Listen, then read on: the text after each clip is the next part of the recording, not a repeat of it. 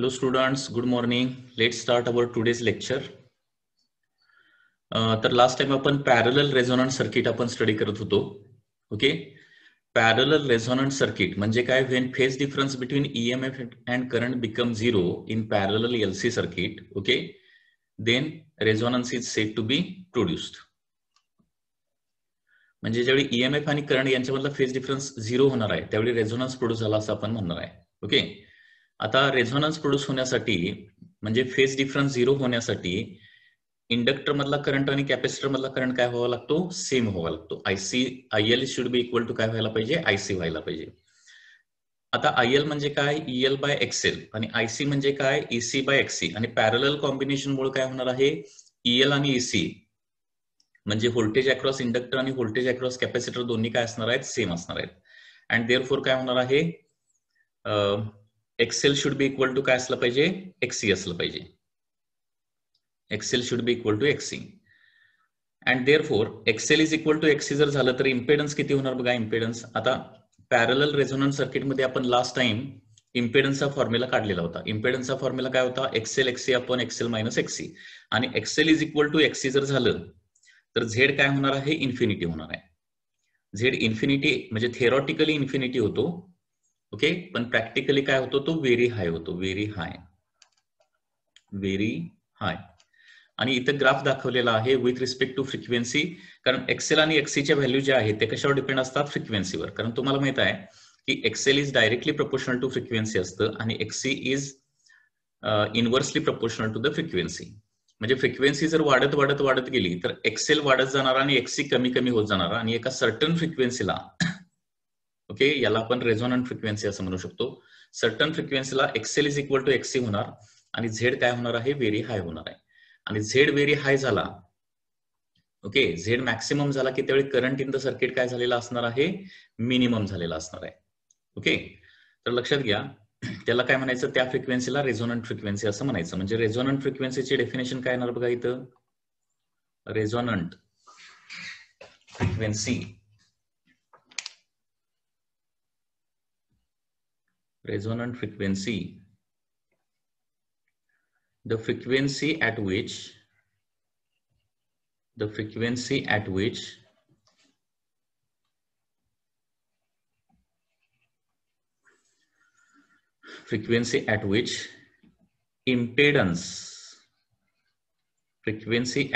impedance become maximum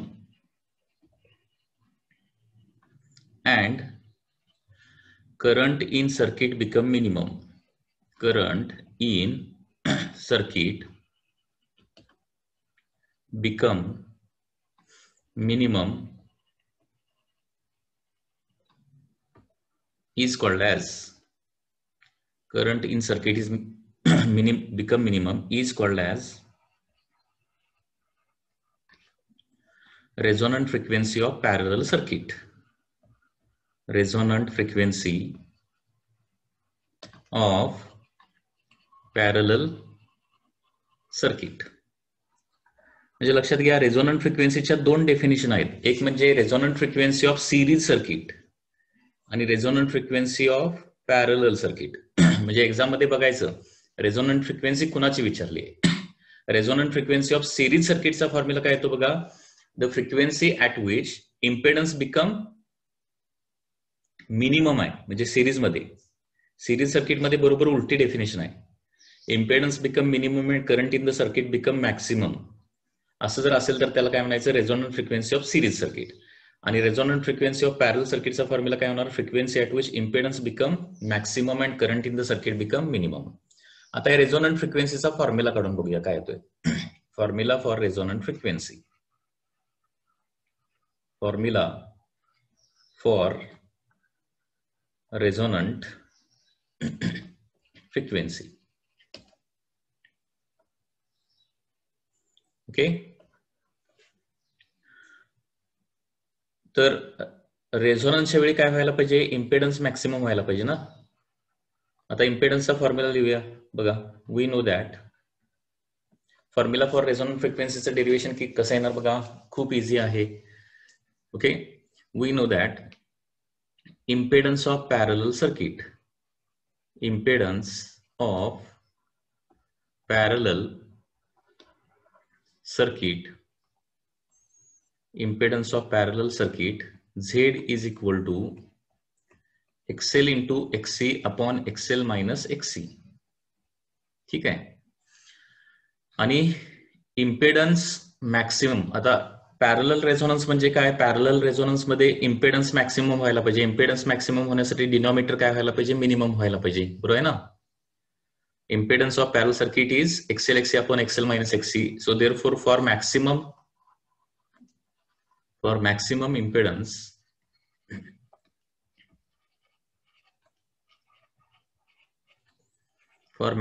impedance, XL should be equal to काय व्हायला पाहिजे?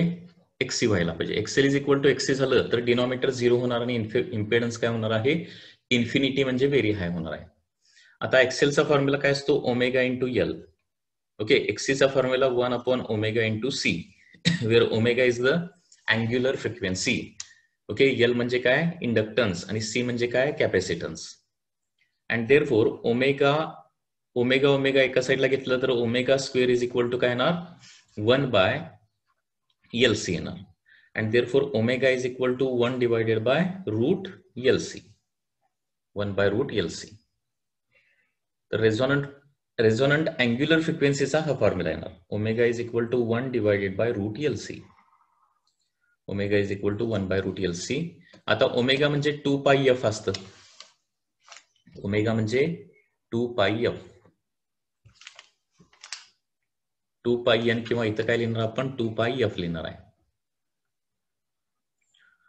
But omega is equal to 2 pi f and therefore 2 pi f is equal to 1 by root LC and therefore resonant frequency चा formula येणार 1 by 2 pi root LC. So this is the formula for the resonant frequency. म्हणजे बरोबर या फ्रिक्वेन्सीला, म्हणजे या graph प्रमाणे बघा, बरोबर या फ्रिक्वेन्सीला हा जो ही जी फ्रिक्वेन्सी आहे resonant frequency FR, okay, 1 by 2 pi root LC, या फ्रिक्वेन्सीला काय होणार आहे? झेड मॅक्सिमम होणार आणि करंट इन द सर्किट काय होणार आहे? मिनिमम होणार आहे. ओके, आता हे पॅरलल सर्किट जे आहे ते कशासाठी वापरलं जातं? तर parallel circuit is used as a rejector circuit. Okay, parallel circuit जे आहे ना, parallel resonant circuit is used as a rejector circuit. म्हणजे application of parallel resonant circuit काय आहे? application of parallel resonant circuit. Okay, याचं application काय आहे? It is used as rejector circuit. It is used as rejector circuit. याला rejector circuit म्हणून use केलं जातं. आता हे रिजेक्टर सर्किट म्हणजे काय बघूया आपण. रिजेक्टर सर्किट म्हणजे काय?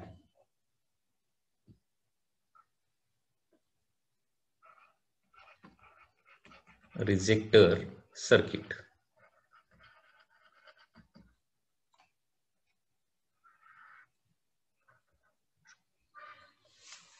ओके, रिजेक्टर सर्किट म्हणजे काय? The circuit which reject alternating current of particular frequency. The circuit which rejects alternating current of particular frequency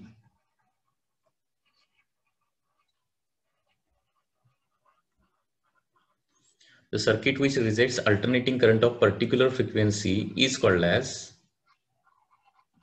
called as okay, ejector circuit. म्हणजे असं सर्किट की जे काय करतं, पर्टिक्युलर फ्रिक्वेन्सीच्या अल्टरनेटिंग करंटला काय करतं, रिजेक्ट करतं, म्हणजे सर्किटमध्ये येऊ देत नाही, रिजेक्ट करतं. त्याला काय म्हणायचं, रिजेक्टर सर्किट असं म्हणायचं. ठीक आहे. म्हणजे फॉर एक्झाम्पल हे रिजेक्टर सर्किट जर असेल, हे रिजेक्टर सर्किट असेल, याला आपण इनपुटला काय केले, number of currents, number of alternating current different फ्रिक्वेन्सीचे सप्लाय केले. ओके. म्हणजे हा अल्टरनेटिंग करंट 10 म्हणजे 10 मेगाहर्ट्झचा आहे, हा सपोज 9 मेगाहर्ट्झचा आहे. हा, तर सपोज हे रिजेक्टर सर्किट आहे आणि याला frequencies 9 megahertz, 10 megahertz, suppose this is 11 megahertz and 8 megahertz are given simultaneously. तर हे रिजेक्टर सर्किट आणि याची फ्रिक्वेन्सी समजा काय असेल, 11 मेगाहर्ट्झ असेल. ओके. त्या रेझोनंट सर्किटला काय असणार आहे, स्वतःची एक रेझोनंट फ्रिक्वेन्सी असणार आहे, that is suppose it is 11 megahertz. तर काय होणार इथं, त्या पर्टिक्युलर फ्रिक्वेन्सीच्या करंटला काय करणार, ते अपोजिशन करणार. 11 मेगाहर्ट्झ ही फ्रिक्वेन्सी म्हणजे याची रेझोनंट फ्रिक्वेन्सी 11 मेगाहर्ट्झ असेल. लक्षात येते. तर या पर्टिक्युलर फ्रिक्वेन्सीच्या अल्टरनेटिंग करंटला काय करणार, ते अपोजिशन क्रिएट करणार आहे. ओके.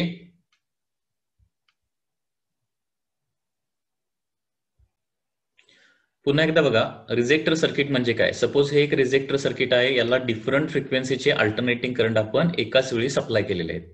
म्हणजे 10 मेगाहर्ट्झ, 9 मेगाहर्ट्झ, 11 मेगाहर्ट्झ, 8 मेगाहर्ट्झ. आणि या रिजेक्टर सर्किटची रेझोनंट फ्रिक्वेन्सी सपोज 11 मेगाहर्ट्झ आहे. तर काय करणार, हे रिजेक्टर सर्किट जे आहे ते 11 मेगाहर्ट्झच्या अल्टरनेटिंग करंटला फक्त काय करणार आहे, अपोज करणार, हाय इम्पेडन्स करणार. त्याला फक्त हाय इम्पेडन्स केल्यामुळं तो करंट सर्किटमध्ये येणार नाही. ओके. आणि त्याच्यामुळे इथं आउटपुटला आपण जर बघितलं तर आउटपुटला तुम्हाला काय मिळणार आहेत, बाकीचे सगळे अल्टरनेटिंग करंट मिळणार आहे. म्हणजे कुठले, 10 मेगाहर्ट्झ, 10 मेगाहर्ट्झ, 9 मेगाहर्ट्झ आणि 8 मेगाहर्ट्झ. ओके. तर या पद्धतीनं circuit which rejects the alternating current of particular frequency is called as rejector circuit. तर या पद्धतीनं पर्टिक्युलर फ्रिक्वेन्सी रिजेक्ट करण्यासाठी आपण काय करतो, हे पॅरलल रेझोनंट सर्किट जे आहे ते पॅरलल रेझोनंट सर्किट जे आहे ते काय करतो, वापरतो. Okay. So parallel resonant circuit is used as a parallel resonant circuit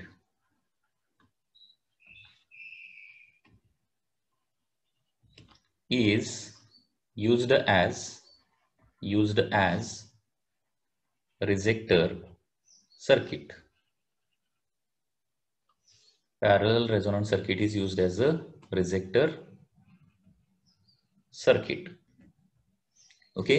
आता याचं वर जे मी डायग्राम मध्ये सांगितलेलं आहे तेच मी आता पुन्हा इथं लिहितोय. when alternating current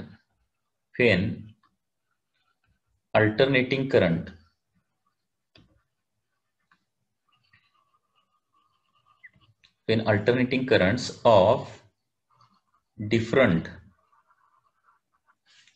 frequencies, when alternating current of different frequencies are sent through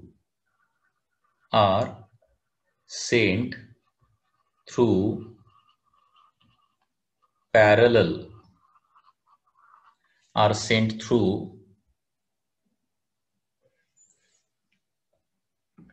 resonant circuit.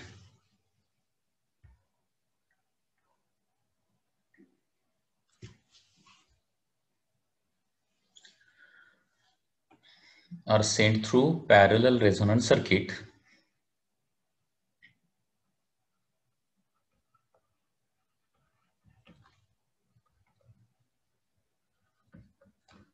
Okay. म्हणजे डिफरंट फ्रिक्वेन्सीचे अल्टरनेटिंग करंट एकाच वेळी काय केले, आपण पॅरलल रेझोनंट सर्किट मधून काय केले, पास केले. Okay. then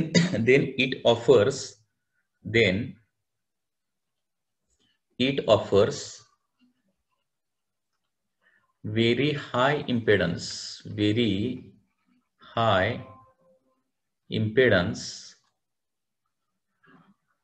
it offers very high impedance to offers very high impedance to current of resonant frequency, to alternating current of resonant frequency. Okay, resonant frequency, and reject it. कारण त्या करंटला very high impedance म्हणजे opposition to flow of current. लक्षात घ्या, impedance म्हणजे थोडक्यात काय आहे, opposition to flow of alternating current. लक्षात येत आहे. त्याच्यामुळं त्या रेझोनंट फ्रिक्वेन्सीच्या करंटला हाय इम्पेडन्स प्रोड्यूस झाला तर तो करंट फ्लो होणारच नाही सर्किटमध्ये, आणि त्याच्यामुळे काय होणार आहे, it is reject it but allows the currents of all other frequencies. The currents of all other frequencies. Currents of all other frequencies to pass through it.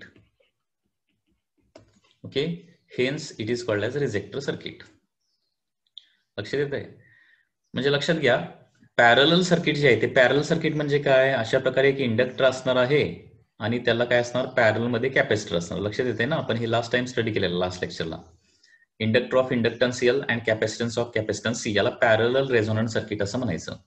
आणि याची स्वतःची एक रेझोनंट फ्रिक्वेन्सी असते, आणि रेझोनंट फ्रिक्वेन्सीचा फॉर्म्युला काय, 1/2π√LC. याच्यामधली L आणि C ची व्हॅल्यू, एल किंवा सी ची व्हॅल्यू जर तुम्ही चेंज केली तर फ्रिक्वेन्सी काय होणार, चेंज होणार आहे. तर जो करंट आपल्याला या सर्किटमधून अलाव करायचा नाहीये, लक्षात घ्या, या पॅरलल सर्किटमधून, म्हणजे जो करंट आपल्याला पुढे येऊ द्यायचा नाही, ओके, ती फ्रिक्वेन्सी काय करायची, इथं सेट करायची. ती फ्रिक्वेन्सी सेट करण्यासाठी एल किंवा सी ची व्हॅल्यू तुम्ही ऍडजस्ट करू शकताय. ठीक आहे. आणि ती फ्रिक्वेन्सी सेट केली म्हणजे एल आणि सी वरून काहीतरी सर्टन फ्रिक्वेन्सी येणार आहे, आणि इथनं डिफरंट फ्रिक्वेन्सीचे करंट इथं काय केले, एकाच वेळी काय केले, सेंड केले, सप्लाय केले, तर काय होणार, 1/2π√LC या फ्रिक्वेन्सीचा जो काय करंट असणार आहे तोच करंट फक्त सर्किटमध्ये अडवला जाणार, आणि बाकीचे सगळे करंट मात्र काय होणार आहेत, पुढे सर्किटमधून येणार आहेत. म्हणजे थोडक्यात हे रिजेक्टर सर्किट फिल्टर म्हणून आपण वापरू शकतो, फिल्टर. ओके, म्हणजे पर्टिक्युलर फ्रिक्वेन्सीचे करंट सर्किटमधून पुढे येऊ द्यायचे नसतील तर त्याच्यासाठी काय करतो आपण, हे रिजेक्टर सर्किट वापरतो. म्हणजे सिग्नल प्रोसेसिंग मध्ये, okay, it is used as a filter. जे रिजेक्टर सर्किटचा बेसिक यूज काय आहे, सिग्नल प्रोसेसिंग मध्ये फिल्टर म्हणून याचा वापर केला जातो. ठीक आहे. म्हणजे अनेक अल्टरनेटिंग करंट मधला पर्टिक्युलर फ्रिक्वेन्सीचा अल्टरनेटिंग करंट रिमूव्ह करायला, काढून टाकायला काय करतो आपण, पॅरलल रेझोनंट सर्किट वापरतो. जसं सिरीज रेझोनंट सर्किट काय होतं, ऍक्सेप्टर सर्किट होतं. म्हणजे अनेक अल्टरनेटिंग करंट मधला पर्टिक्युलर करंट ऍक्सेप्ट करायला सिरीज रेझोनंट सर्किट वापरत होतो. आणि इथं मात्र काय असणार आहे, अनेक अल्टरनेटिंग करंट मधला पर्टिक्युलर करंट इलिमिनेट करायला काय करतो आपण, पॅरलल रेझोनंट सर्किट वापरतो. आता थोडंसं सिरीज रेझोनन्स आणि पॅरलल रेझोनन्स मधला डिफरन्स बघूया. Difference between series and parallel resonance. Okay, difference between series resonant circuit and parallel resonant circuit, याच्यामधला डिफरन्स बघूया.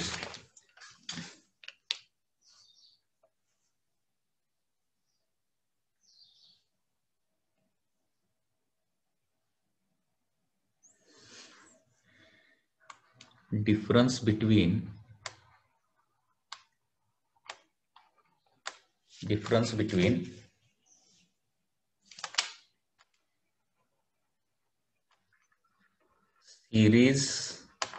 series and parallel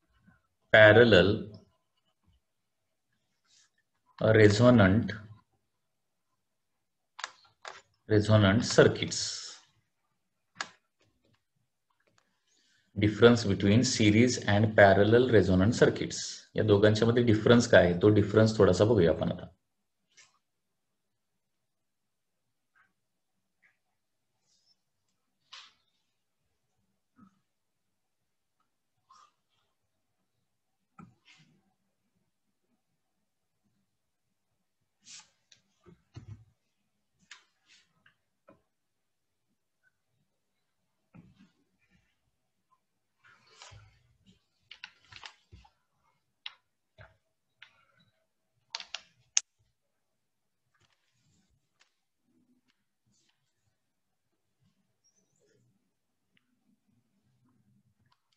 series resonance, and second is the parallel resonance. Series resonance and parallel resonance. Okay. Series resonant circuit मध्ये काय असतं, inductor, capacitor and resistor series मध्ये जोडलेले असतात. Okay. In this circuit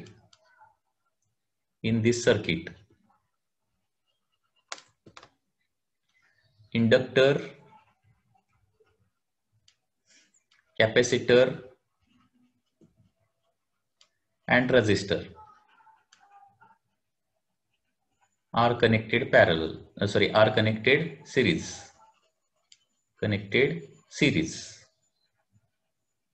आणि म्हणून याला सिरीज LCR असं म्हटलं जातं. Series LCR circuit. ओके. आणि याच्यामध्ये काय असतं, inductor and capacitor are connected parallel.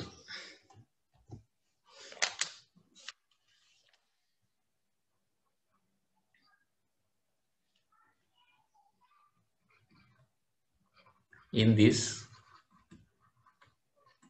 inductor and capacitor are connected parallel. Okay. म्हणजे याच्यामध्ये इंडक्टर, कॅपॅसिटर आणि रेझिस्टर असे सिरीज मध्ये असणार आहे. आणि याच्यामध्ये इंडक्टर आणि कॅपॅसिटर एकमेकाला पॅरल मध्ये जोडलेले असणार आहेत. ओके. सेकंड, आता सिरीज रेझोनन्स मध्ये ज्यावेळी रेझोनन्स क्रिएट होणार ऍट रेझोनन्स, ओके, इम्पेडन्स काय असतो, मिनिमम असतो. ओके. या ठिकाणी इम्पेडन्स मिनिमम असतो ऍट रेझोनन्स. शॉर्ट मध्येच मी आता इथे लिहितो, तुम्ही व्यवस्थित एक्झाम मध्ये, बोर्ड एक्झाम मध्ये आलं तर ते लॉंग फॉर्म मध्ये लिहा. ओके. झेड म्हणजे impedance, Z is minimum. Okay. आणि इथं काय असणार आहे, Z is maximum. Z is minimum and Z is maximum. आणि झेड मिनिमम म्हणजे किती असतो माहित आहे, इक्वल टू एक्झॅक्टली आर असतो. म्हणजे सिरीज रेझोनन्सच्या वेळी इम्पेडन्स जो आहे तो मिनिमम असतो, that is equal to R. आणि इथं झेड मॅक्सिमम असतो, म्हणजे theoretically it is infinity and practically it is काय असतो, दॅट इज L/CR असतो. L/CR. Theoretically infinity, practically L/CR इतका असतो. That is Z max. Okay. आता इम्पेडन्स म्हणजे opposition to flow of alternating current, बरोबर आहे ना. अपोजिशन जर कमी असेल तर करंट मॅक्सिमम असणार. ओके. तर इथं काय होणार, ऍट रेझोनन्स करंट इज काय असणार आहे, झेड मिनिमम म्हटल्यावर करंट इज काय असणार आहे, मॅक्सिमम असणार आहे. आणि इथं काय असणार आहे, आय इज मिनिमम असणार आहे, मिनिमम. ओके. म्हणजे आय किती असतो सिरीज रेझोनंट सर्किट मध्ये, I is equal to phi by R फक्त असणार आहे. फी बाय आर म्हणजे बाहेरून सप्लाय केलेलं व्होल्टेज डिवायडेड बाय रेझिस्टन्स. आणि इकडे मात्र किती असणार मग,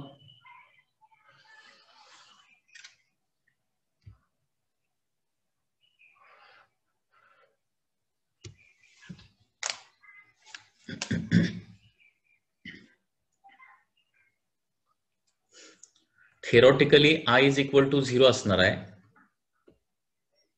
ओके. हा काय असणार आहे, आय मॅक्स. आणि हा काय असणार आहे, आय मिनिमम. आणि आय मिनिमम किती असतो, फी बाय L/CR.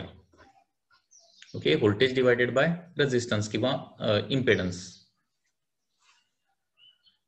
त्याच्यानंतर नंबर 4, याचा वापर सिरीज रेझोनंट सर्किटचा वापर कशासाठी वापरतो, it is used as acceptor circuit. Okay. It is used as acceptor circuit.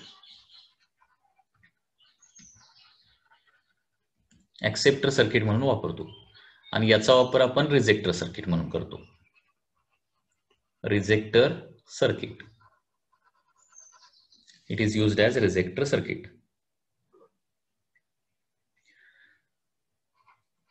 Series resonance सर्किटचा वापर कशासाठी करतो? ट्युनिंग ऑफ रेडिओसाठी. Okay, used in tuning of radio. बरोबर ना, म्हणजे रेडिओवर एखादं पर्टिक्युलर FM लावायचं असेल. Okay, particular tuning of radio म्हणजेच काय, एखादं पर्टिक्युलर FM स्टेशन आपल्याला रेडिओवर लावायचं असेल तर त्याच्यासाठी काय करतो आपण, सिरीज रेझोनन्स सर्किट वापरतो. कारण तुमच्या रेडिओला एकाच वेळी काय होत असणार आहेत, अनेक रेडिओ स्टेशनचे अल्टरनेटिंग करंट मिळत असणार आहेत. बरोबर, अनेक रेडिओ स्टेशनचे अल्टरनेटिंग करंट मिळत असणार आहे. त्याच्यातला पर्टिक्युलर अल्टरनेटिंग करंट म्हणजे पर्टिक्युलर FM स्टेशनचा करंट फक्त रेडिओमध्ये आत घेण्यासाठी याचा वापर केला जातो. आणि याचा पॅरलल रेझोनन्स सर्किटचा सिग्नल प्रोसेसिंग मध्ये फिल्टर म्हणून वापरलं जातं. सिग्नल प्रोसेसिंग मध्ये, ओके, सिग्नल प्रोसेसिंग मध्ये काय कशासाठी, ऍज अ फिल्टर. फिल्टर म्हणजे काय, एखादी गोष्ट काढून टाकणे, म्हणजे एखाद्या पर्टिक्युलर फ्रिक्वेन्सीचा अल्टरनेटिंग करंट काढून टाकण्यासाठी याचा वापर केला जातो. त्याचबरोबर it magnifies the voltage in the circuit. Okay, हे काय करतात, सर्किट मधला करंट व्होल्टेज मॅग्निफाय करतं आणि हे सर्किट मधला करंट मॅग्निफाय करतं. It magnifies voltage in circuit, म्हणून याचा वापर व्होल्टेज मॅग्निफायर म्हणून केला जाऊ शकतो. And it magnifies current in circuit.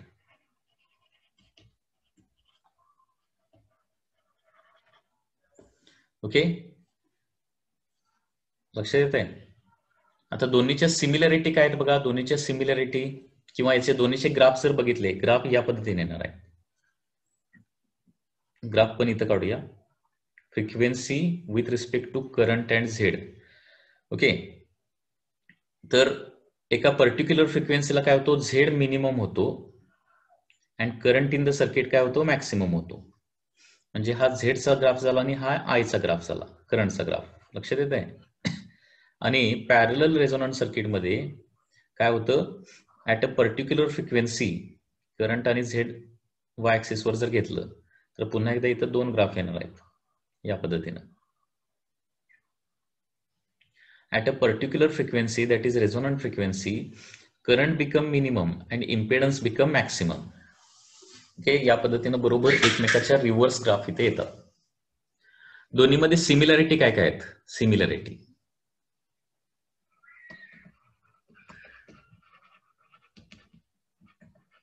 म्हणजे सिरीज रेझोनन्स सर्किट आणि पॅरलल रेझोनन्स सर्किट मध्ये सिमिलॅरिटी काय आहे, तर फर्स्ट सिमिलॅरिटी आहे रेझोनन्स होण्यासाठी XL is equal to XC व्हावं लागतं.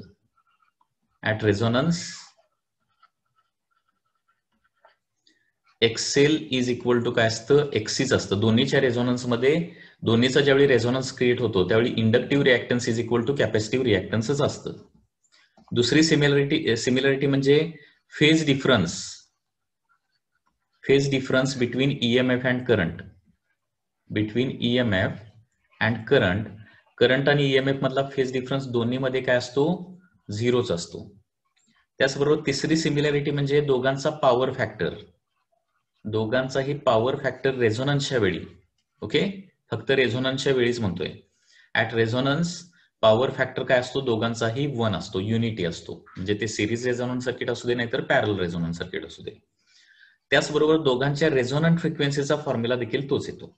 Resonant frequency of series circuit and resonant frequency of parallel circuit, दोघांचाही फॉर्म्युला काय येतो, 1/2π√LC. ओके, या दोन्ही सर्किट मधल्या सिमिलॅरिटी आहेत, ह्या माहिती असणं आवश्यक आहे. At resonance XL is equal to XC होतं. Phase difference between EMF and current दोन्ही सर्किटमध्ये रेझोनन्सच्या वेळी 0 होतो. रेझोनन्सच्या वेळी दोन्ही सर्किटमध्ये पॉवर फॅक्टर एक्झॅक्टली 1 असतो, युनिटी असतो. आणि दोन्ही सर्किटच्या रेझोनंट फ्रिक्वेन्सीचा फॉर्म्युला तोच आहे, दॅट इज 1/2π√LC. आणि त्या सर्किटची रेझोनंट फ्रिक्वेन्सी चेंज करायचं असेल तर दोन्हीमध्ये काय करावं लागतं, एक तर एल चेंज करावं लागतं किंवा सी चेंज करावं लागतं. जनरली एल फिक्स्ड असतं आणि सी आपण जनरली चेंज करतो, लक्षात घ्या. Okay, we are going to change the value of C. काही वेळेला एल पण चेंज करण्याची अरेंजमेंट असते. तर अशा प्रकारे आपण आता पॅरलल रेझोनंट सर्किट बघितलेलं आहे. ओके, आता नेक्स्ट पार्ट आपण स्टडी करूया, that is Q factor. Q factor म्हणजे काय? Q factor in bracket it is called as quality factor. Quality factor.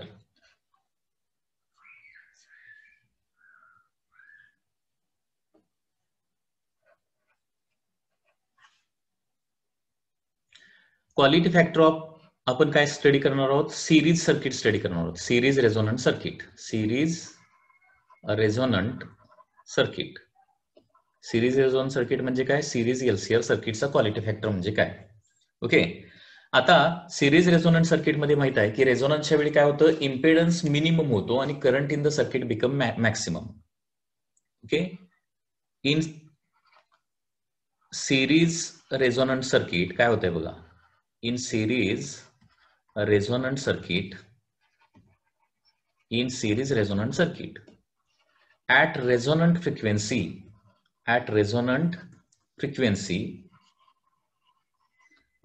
frequency त्याला काय म्हणू शकतो आपण, फॉर एक्झाम्पल एफ आर म्हणूया. ऍट रेझोनंट फ्रिक्वेन्सी काय होतं, impedance become minimum. Impedance become minimum हे आपण बघितलेलं आहे. इन सिरीज रेझोनंट सर्किट काय होतं, impedance become minimum and current become maximum.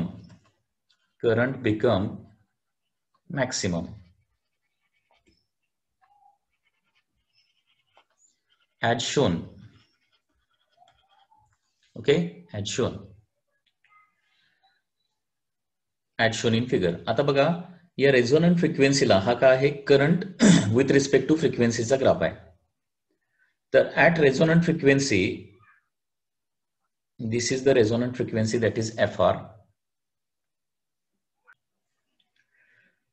सर्किटमध्ये करंट काय होणार आहे, मॅक्सिमम होणार. This is the maximum current that is I max. बाकीच्या फ्रिक्वेन्सीला काय असतो, करंट मॅक्सिमम पेक्षा थोडासा कमी असतो. ठीक आहे, आता मॅक्सिमम करंटला काय म्हणूया, आय नॉट म्हणूया, I naught. Okay, let maximum current is I naught. ठीक आहे, आता आय नॉट बाय रूट 2 ची व्हॅल्यू आपण जर बघितली, आय नॉट बाय रूट 2 म्हणजे साधारणपणे 70%, म्हणजे इथे येणार आहे I not by root 2, 70% value साधारणपणे. आय नॉट बाय रूट 2 म्हणजे काय, 70% व्हॅल्यू. तर 70% ज्यावेळी करंट असणार आहे, म्हणजे आय नॉट बाय रूट 2 ज्यावेळी करंट असणार आहे, त्यावेळी आपल्याला इथे काय मिळतात, दोन फ्रिक्वेन्सी मिळतात. या फ्रिक्वेन्सीला काय म्हणूया आपण, F1 म्हणूया, आणि या फ्रिक्वेन्सीला काय म्हणूया, F2 म्हणूया. म्हणजे क्वालिटी फॅक्टरची कन्सेप्ट जरा व्यवस्थित लक्षात घ्या काय आहे. तर पहिली गोष्ट म्हणजे सिरीज रेझोनन्स ज्यावेळी असतो त्यावेळी काय होतो, इम्पेडन्स मिनिमम होतो आणि सर्किट मधला करंट जो आहे तो मॅक्सिमम होतो. करंट मॅक्सिमम कसा होणार आहे, विथ रिस्पेक्ट टू फ्रिक्वेन्सी, या पद्धतीनं. मॅक्सिमम करंट आय नॉट असेल तर आय नॉट बाय रूट 2 ला आपल्याला काय मिळू शकतं, आय नॉट बाय रूट 2 या करंटला, म्हणजे हॉरिझॉन्टल लाईन ड्रॉ केली तर या कर्वला काय होणार आहे, दोन इंटरसेक्शन पॉइंट मिळणार आहेत आणि दोन फ्रिक्वेन्सी आपल्याला मिळणार आहेत, F1 आणि F2. ठीक आहे, if maximum current is I not, if maximum current is I naught, then for I naught by root 2 there are two frequencies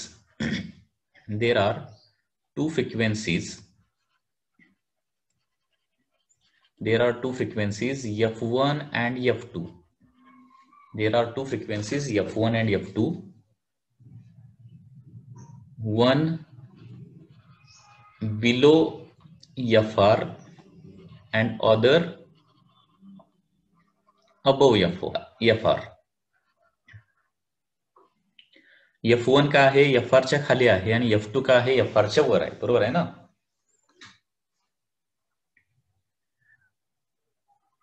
so I0 by root 2 ला 2 फ्रिक्वेन्सीज मिळतात. तर या 2 फ्रिक्वेन्सीला काय म्हटलं जातं हाफ पॉवर फ्रिक्वेन्सीज असं म्हटलं जातं. Okay. these two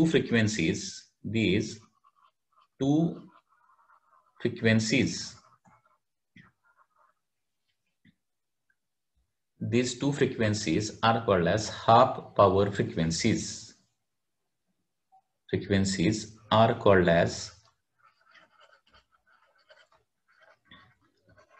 half power frequencies. यांना हाफ पॉवर फ्रिक्वेन्सी असं का म्हटलं जातं कारण रेझोनंट फ्रिक्वेन्सीला पॉवर जर पी असेल तर या F1 F2 ला पॉवर किती असते बरोबर P/2 असते. P/2 कारण power is directly proportional to current square असतं. Power is directly proportional to current square. पॉवरचा फॉर्म्युला माहिती आहे ना P is equal to I² into R electrical पॉवरचा फॉर्म्युला. त्याच्यामुळं करंट ज्यावेळी I0 बाय रूट 2 असणार आहे करंट ज्यावेळी I0 बाय रूट 2 असणार त्यावेळी पॉवर काय असणार आहे P/2 असणार म्हणजे हाफ असणार आहे. लक्षात घ्या हाफ पॉवर फ्रिक्वेन्सीज. आणि या 2 फ्रिक्वेन्सी मधला जो डिफरन्स आहे F1 F2 या 2 फ्रिक्वेन्सी मधला जो डिफरन्स आहे म्हणजे हाफ पॉवर फ्रिक्वेन्सी मधला डिफरन्स याला काय म्हणायचं बँडविड्थ असं म्हणायचं. ओके. बँडविड्थ म्हणजे इथं काय येणार आहे बँडविड्थ नावाची एक कन्सेप्ट येईल. Bandwidth.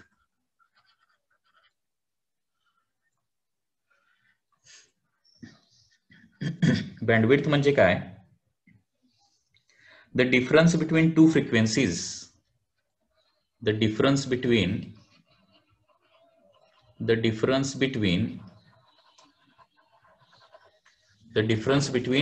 half power frequencies is called as half power frequencies. Difference between half power frequencies. Okay, so difference between half power frequencies that is F1 and F2 is called as bandwidth. Okay. आता ही bandwidth आपण म्हणजे F1 आणि F2 मधला difference म्हणजे higher frequency कुठली असणार F2 असणार आणि लोअर फ्रिक्वेन्सी काय असणार आहे F1. So bandwidth is equal to काय येणार आहे bandwidth is equal to F2 minus F1 येणार. ओके. आता ही बँडविड्थ का काढतोय आपण कारण लक्षात घ्या आपण सुरुवातीला काय म्हटलं की रेझोनंट फ्रिक्वेन्सीचा जो करंट असेल त्याला फक्त काय असतं हाय अपोजिशन असतं. ओके. आणि त्याच्यामुळे रेझोनंट फ्रिक्वेन्सीचा जो करंट आहे त्याला फक्त काय असतं कमी अपोजिशन असतं आणि तो करंट सर्किटमध्ये काय केला जातो अलाव केला जातो. सिरीज रेझोनंट सर्किटमध्ये काय होतं रेझोनंट फ्रिक्वेन्सीचा करंट फक्त काय केला जातो सर्किटमध्ये अलाव केला जातो बाकीचे करंट रिजेक्ट केले जातात. बरोबर. परंतु ऍक्च्युअली प्रॅक्टिकली आपण जर बघितलं तर लक्षात घ्या रेझोनंट फ्रिक्वेन्सीचा करंट जो आहे ही फ्रिक्वेन्सी देखील अलाव केली जाते आणि त्याचबरोबर हाफ पॉवर फ्रिक्वेन्सी देखील अलाव केल्या जातात. म्हणजे F1 आणि F2 च्या मध्ये असणाऱ्या सगळ्या फ्रिक्वेन्सी काय केल्या जातात सर्किटमध्ये अलाव केल्या जातात आणि त्याच्यामुळे ही बँडविड्थ महत्वाची आहे. लक्षात घ्या. म्हणजे थोडक्यात बँडविड्थ मधल्या ज्या सगळ्या फ्रिक्वेन्सीज आहेत F1 आणि F2 मधल्या सगळ्या फ्रिक्वेन्सी ज्या आहेत त्या काय केल्या जातात सिरीज रेझोनंट सर्किट कडून ऍक्सेप्ट केल्या जातात. ओके. सिरीज रेझोनंट सर्किट मधून ऍक्सेप्ट केल्या जातात हे लक्षात घ्या. आणि त्याच्यामुळे आपल्याला एक चांगला रेझोनन्स मिळवायचा असेल तर ही बँडविड्थ काय असली पाहिजे कमी असली पाहिजे. हे बघा पुन्हा एकदा काय काय लिहिले लक्षात येते का बघा. सिरीज रेझोनंट सर्किटमध्ये काय होतं रेझोनंट फ्रिक्वेन्सीच्या वेळी इम्पेडन्स कमी होतो आणि करंट सर्किटमध्ये मॅक्सिमम होतो. म्हणजे रेझोनंट फ्रिक्वेन्सीच्या वेळी करंट मॅक्सिमम झालाय. आता मॅक्सिमम करंट समजा I0 असेल तर I0 बाय रूट 2 ला काय असणार आहेत इथं 2 फ्रिक्वेन्सी येणार. ओके. रेझोनंट फ्रिक्वेन्सीला करंट I0 असेल तर I0 बाय रूट 2 म्हणजे इथं I0 आहे इथं I0 बाय रूट 2 आहे. I0 बाय रूट 2 ला काय येणार आहे इथं 2 फ्रिक्वेन्सी येणार आहेत F1 आणि F2. ओके. F1 ही FR च्या खाली असणार आहे F2 ही FR च्या वर असणार आहे. F1 आणि F2 ला काय म्हटलं जातं हाफ पॉवर फ्रिक्वेन्सीज असं म्हटलं जातं. काय म्हटलं जातं हाफ पॉवर फ्रिक्वेन्सीज. ठीक आहे. आणि बँडविड्थ म्हणजे काय difference between these two frequencies. Okay. और difference between half power frequencies is called as bandwidth. So bandwidth काय येणार आहे F2 मायनस F1 येणार आहे. किंवा बँडविड्थची दुसरी डेफिनेशन अशी पण आहे बँडविड्थ टेक्स्टबुक मध्ये जी दिलेली आहे बँडविड्थची डेफिनेशन काय आहे तर difference between two frequencies at which difference between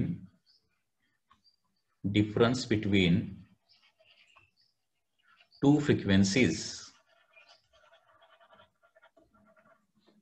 at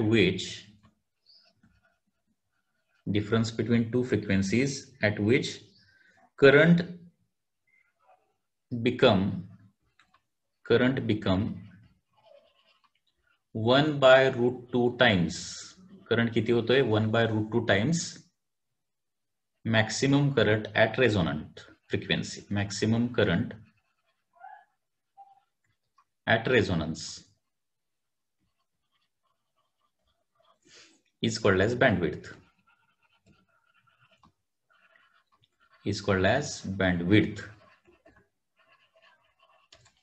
okay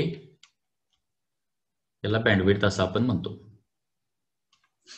आता लक्षात घ्या एखादं एलसीआर सर्किट चांगलं आहे असं आपण कधी म्हणणार म्हणजे त्याची क्वालिटी चांगली आहे असं कधी म्हणणार आहे ते जर काय करत असेल नंबर ऑफ फ्रिक्वेन्सीज मधल्या फक्त थोड्या कमीत कमी फ्रिक्वेन्सी जर ऍक्सेप्ट करत असेल तर त्याला काय म्हणणार आपण त्या कारण लक्षात घ्या रेझोनंट सिरीज रेझोनंट सर्किट कशासाठी वापरतो पर्टिक्युलर फ्रिक्वेन्सी फक्त सिलेक्ट करण्यासाठी. आता ते रेझोनंट सर्किट एक फ्रिक्वेन्सी सिलेक्ट करण्याऐवजी जास्त फ्रिक्वेन्सी जर सिलेक्ट करत असेल ऍक्सेप्ट करत असेल तर त्याची क्वालिटी लो आहे असं आपण म्हणणार बरोबर आहे ना.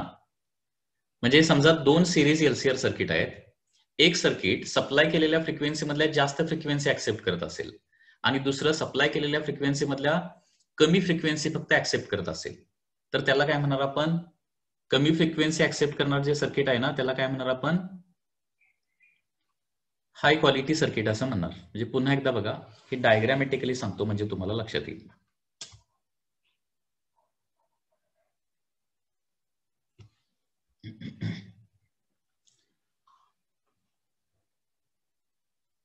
समजा हे एक सिरीज रेझोनंट सर्किट आहे. सिरीज रेझोनंट सर्किट बेसिकली कशासाठी वापरतो पर्टिक्युलर फ्रिक्वेन्सी ऍक्सेप्ट करण्यासाठी. ओके आता समजा परंतु ऍक्च्युअली काय होतं पर्टिक्युलर फ्रिक्वेन्सी ऍक्सेप्ट करण्याऐवजी F1 F2 मधल्या ज्या फ्रिक्वेन्सीज आहेत त्या सगळ्या फ्रिक्वेन्सी जनरली ते ऍक्सेप्ट करतं हाफ पॉवर फ्रिक्वेन्सीच्या सगळ्या फ्रिक्वेन्सी. समजा अशा प्रकारे काय केली आपण 1 2 3 4 5 फ्रिक्वेन्सीचे करंट या सिरीज एलसीआर सर्किटला दिले आणि पुढे काय मिळत असेल आपल्याला 2 3 आणि 4 बाहेर पडताना दिसत असेल. ओके तर या सर्किटनं काय केल्या 5 फ्रिक्वेन्सी मधल्या 3 फ्रिक्वेन्सी ऍक्सेप्ट केलेल्या आहेत. या 3 फ्रिक्वेन्सी का ऍक्सेप्ट झाल्या कारण त्या F1 F2 च्या मध्ये आल्या म्हणून ठीक आहे. आणि दुसरं एक सर्किट आहे त्याला आपण काय केल्या पुन्हा एकदा याच फ्रिक्वेन्सी सप्लाय केलेल्या आहेत 1 2 3 4 5 आणि हे फक्त 2 आणि 3 लाच फक्त अलाव करत असेल 2 आणि 3 ला फक्त अलाव करत असेल. ओके तर चांगली क्वालिटी कुणाची आहे म्हणणार ओके याचा क्वालिटी फॅक्टर काय असणार आहे जास्त असणार आहे quality factor more and here quality factor less आहे असं म्हणणार. म्हणजे कमीत कमी फ्रिक्वेन्सी जर ऍक्सेप्ट करत असेल कमीत कमी नंबर ऑफ फ्रिक्वेन्सी जर ते ऍक्सेप्ट करत असेल तर त्याला काय म्हणायचं जास्त क्वालिटी फॅक्टर असं म्हणायचं. ठीक आहे आणि कमीत कमी फ्रिक्वेन्सी ऍक्सेप्ट करण्यासाठी काय व्हायला पाहिजे बघा ही F1 आणि F2 काय असायला पाहिजेत क्लोज टू इच अदर असायला पाहिजेत. Okay close to each other असायला पाहिजेत म्हणजे बँडविड्थ काय असायला पाहिजे F1 F2 क्लोज झाले तर बँडविड्थ काय येणार डिफरन्स काय येणार कमी येणार ना. ओके तर बघा आता मग इथून पुढे खरी क्वालिटी फॅक्टरची कन्सेप्ट चालू होते. तर quality factor is defined as किंवा quality factor Q factor is sharpness of the resonance sharpness of रेझोनन्सचा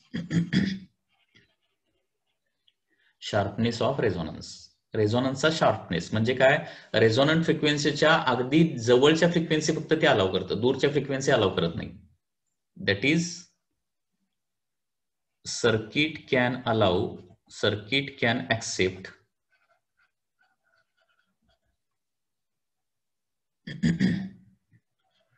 frequencies very close to resonant frequency only. Okay म्हणजे थोडक्यात फॉर हाय क्वालिटी फॅक्टर काय झालं पाहिजे, बँडविड्थ शुड बी लो असलं पाहिजे.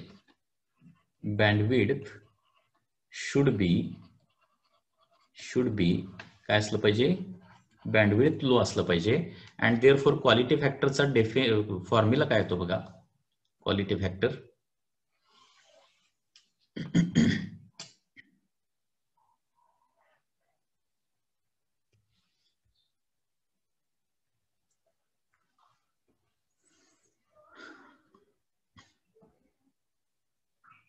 therefore quality factor is defined as quality factor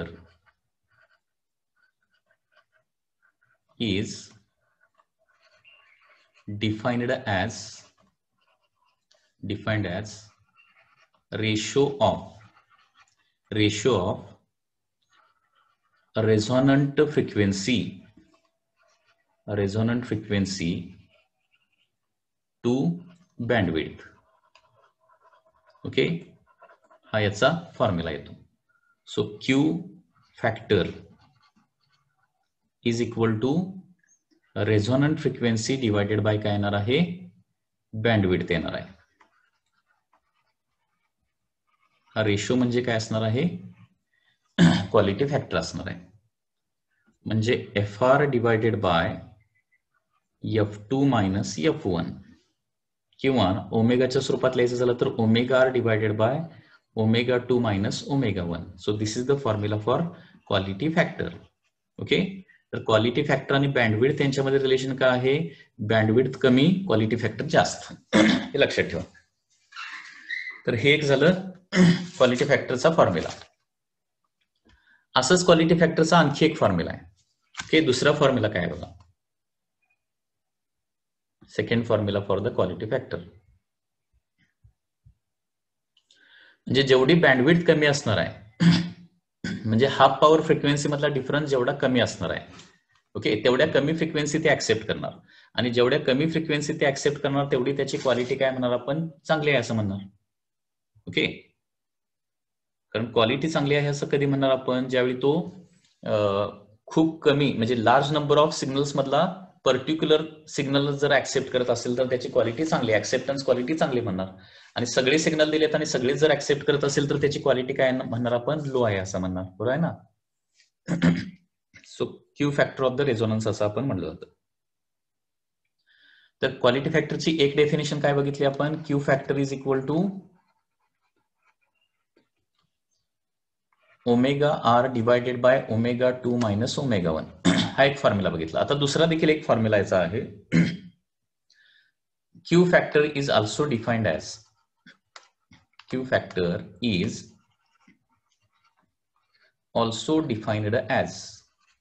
also defined as ratio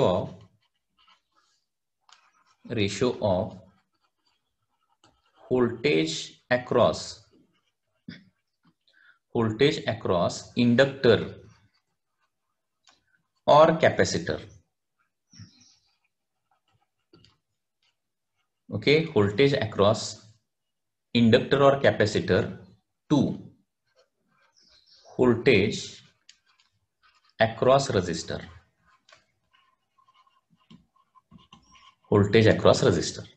हा देखील एक दुसरा फॉर्म्युला आहे, लक्षात घ्या. So Q factor is equal to voltage across inductor divided by voltage across resistor और voltage across capacitor divided by voltage across resistor. Okay, आता voltage across inductor म्हणजे काय येणार आहे, I इंटू XL येणार. आणि व्होल्टेज अक्रॉस रेजिस्टर म्हणजे I into काय येणार आहे, R येणार. व्होल्टेज म्हणजे करंट इंटू रिॲक्टन्स किंवा रेजिस्टन्स. VL म्हणजे IXL, VR म्हणजे IR. I आणि I कॅन्सल होईल. XL म्हणजे काय असतं, omega L divided by R. I cancel झालं, XL ऐवजी ओमेगा L ठेवलं. परत L बाय R ॲज इट इज. आणि ओमेगाचा फॉर्म्युला काय असतो, 1/√LC असतो. रेझोनंट फ्रिक्वेन्सीचा फॉर्म्युला 1/√LC. त्याच्यामुळे L जर स्क्वेअर रूटच्या आतमध्ये घेतलं, तर स्क्वेअर रूट मध्ये काय होणार, L² डिवायडेड बाय LC होणार. आणि क्यू फॅक्टरचा फॉर्म्युला येतो 1/R square root of L by C. हा क्यू फॅक्टरचा फॉर्म्युला येतो. आता याच्यावरून लक्षात काय येतं लक्षात घ्या, हे बघा म्हणजे तुम्हाला याच्यावर क्वेश्चन कसे येऊ शकतात क्यू फॅक्टरवर क्वेश्चन कसे येऊ शकतात. पहिला क्वेश्चन म्हणजे क्यू फॅक्टर आणि बँडविड्थ यांच्यामध्ये रिलेशन काय. ओके, तर क्यू फॅक्टर आणि बँडविड्थ यांच्यामध्ये रिलेशन काय असणार आहे, म्हणजे असे एमसीक्यू तयार करा आणि ते लक्षात ठेवा. तर बँडविड्थ जास्त असेल तर क्यू फॅक्टर काय असतो, कमी असतो. ठीक आहे. त्याचबरोबर बँडविड्थ म्हणजे काय, हाफ पॉवर फ्रिक्वेन्सी मधला डिफरन्स. म्हणजे हाफ पॉवर होण्यासाठी दोन फ्रिक्वेन्सी जे F1 F2 येतात त्यांच्यामधला डिफरन्स म्हणजे बँडविड्थ. ओके, क्वालिटी फॅक्टरची पहिली डेफिनेशन काय आहे, सगळ्या डेफिनेशन देखील माहिती असणं आवश्यक आहे, कारण त्याचे एमसीक्यूज येऊ शकतात. क्वालिटी फॅक्टर म्हणजे the ratio of resonant frequency to the bandwidth, म्हणजे omega divided by omega two minus omega 1. दुसरी एक डेफिनेशन क्वालिटी फॅक्टरची काय आहे, VL बाय VR किंवा VC बाय VR, म्हणजे इंडक्टरचं व्होल्टेज डिवायडेड बाय रेझिस्टरचं व्होल्टेज किंवा कॅपॅसिटरचं व्होल्टेज डिवायडेड बाय रेझिस्टरचं व्होल्टेज. आणि हे कॅल्क्युलेशन केल्यानंतर क्यू फॅक्टरचा फॉर्म्युला काय येतो, 1/R√LC. आता याच्यावरून एक महत्वाची गोष्ट काय लक्षात येते, तर Q factor is inversely proportional to resistance आहे. म्हणजे सिरीज LCR सर्किटमध्ये तुम्ही रेझिस्टन्स जसा कमी करत जाल तसं क्यू फॅक्टर काय होणार, वाढत वाढत वाढत जाणार आहे. तसंच Q factor is directly proportional to √LI and inversely proportional to √CI. म्हणजे तुम्हाला L वाढवला आणि C जर कमी केला तरी देखील क्वालिटी फॅक्टर वाढू शकतो. ठीक आहे. आता काही वेळेला असे ग्राफ देखील विचारले जाऊ शकतात, म्हणजे याच्यामध्ये एमसीक्यू मध्ये काय विचारलं जाऊ शकतं बघा.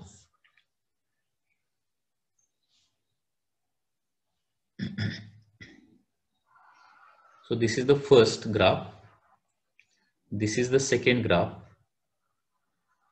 and this is the third graph. असे 3 ग्राफ आहेत. ओके, हे काय आहेत, करंट विथ रिस्पेक्ट टू फ्रिक्वेन्सीचे ग्राफ आहेत. आता याला काय म्हणणार आपण, हाय क्वालिटी फॅक्टर म्हणणार, हाय क्वालिटी फॅक्टर. आणि हा जो ग्राफ आहे ना त्याला काय म्हणणार आपण, लो क्वालिटी फॅक्टर. ठीक आहे, आय आणि एफ मधला ग्राफ आहे. तर समजा क्वेश्चन मध्ये विचारलं, this is graph number 1, this is graph number 2, this is graph number 3. तर याच्यामध्ये हे 3 LCR सर्किट आहेत की ज्यांचा क्वालिटी फॅक्टर डिफरंट आहे आणि त्यांचे ग्राफ या पद्धतीने येतात. ठीक आहे, कारण क्वालिटी लक्षात येत आहे. मग आता 1, 2, 3 मध्ये रेझिस्टन्स कोणाचा जास्त असेल आणि कोणाचा कमी असेल असं जर विचारला, म्हणजे R1, R2 आणि R3. ओके, 3 सर्किटमध्ये रेझिस्टन्स जास्त आणि कमी कुणाचा, तर याचा आन्सर काय येणार बघा, quality factor is inversely proportional to resistance ना, अँड देअरफॉर काय होणार आहे, R1, R2 आणि R3 मध्ये रिलेशन येणार. लो क्वालिटी फॅक्टर थर्डचा आहे, त्याच्यामुळे रेझिस्टन्स थर्डला सगळ्यात जास्त येणार आहे. आणि हाय क्वालिटी फॅक्टर 1चा आहे, म्हणजे रेझिस्टन्स सगळ्यात काय येणार आहे, कमी 1चा येणार आहे. ओके, तर हे लक्षात आलं पाहिजे. असे क्वेश्चन जे आहेत ते एमसीक्यू मध्ये क्वालिटी फॅक्टरशी रिलेटेड विचारले जाऊ शकतात. ठीक आहे,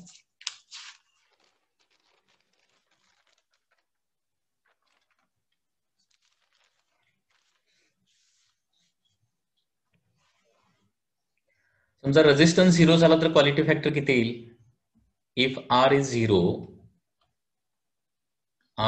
0 देन क्वालिटी फॅक्टर किती येणार, इन्फिनिटी येणार. Quality factor is equal to infinite. Okay, आणि क्वालिटी फॅक्टरची तिसरी देखील एक डेफिनेशन आहे, क्वालिटी फॅक्टरची तिसरी डेफिनेशन आहे. ओके, ही झाली आपली सेकंड डेफिनेशन, सेकंड पार्ट, म्हणजे याच्यावर एमसीक्यू येऊ शकतात. Third definition of the quality factor. Quality factor is also defined as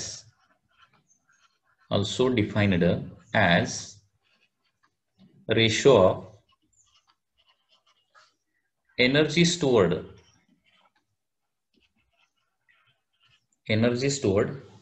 किंवा rate of energy stored to rate of energy dissipated म्हणजे रेट ऑफ एनर्जी लॉस. कारण लक्षात घ्या, इंडक्टर कॅपॅसिटर मध्ये काय होते, एनर्जी स्टोअर होते, आणि रेझिस्टर मध्ये काय होते, एनर्जी लॉस होतो हीटच्या स्वरूपात. So quality factor is also defined as the ratio of energy store to energy dissipated. So Q factor is equal to energy stored असणार आहे किंवा rate of energy stored to rate of energy dissipated. rate of energy stored to rate of energy dissipated. ठीक आहे, म्हणजे resistance कमी असेल तर automatically rate of energy dissipated कमी असणार. And once again quality factor high असेल तर एनर्जी लॉस काय असेल असं जर क्वेश्चन मध्ये आलं तर काय येणार आहे, क्वालिटी फॅक्टर आणि एनर्जी लॉस हे इनव्हर्सली आहेत. ओके, तर लक्षात घ्या, when quality factor is hi, when quality factor is hi, energy loss is low. Okay, लक्षात येत आहे. तर क्वालिटी फॅक्टरची बेसिक एकूण 3 डेफिनेशन आहेत, लक्षात घ्या. थिअरी एक्झाम साठी इम्पॉर्टंट कुठले आहे, first definition, quality factor is the ratio of काय, band ratio of the resonant frequency to the bandwidth, ही पहिली आणि बेसिक डेफिनेशन. त्याच्यानंतर quality factor is the ratio of voltage across inductor और capacitor to voltage across resistor. आणि third definition आहे quality factor is defined as ratio of rate of energy stored to rate of energy dissipated. Okay, तर this is all about the concept of the quality factor. लक्षात आला का बघा quality factor. तर हा जो quality फॅक्टरची concept जे आहे त्याचे व्हिडिओ रिपीटेडली तुम्ही जरा बघा, म्हणजे ही कन्सेप्ट तुम्हाला लक्षात येईल. ठीक आहे.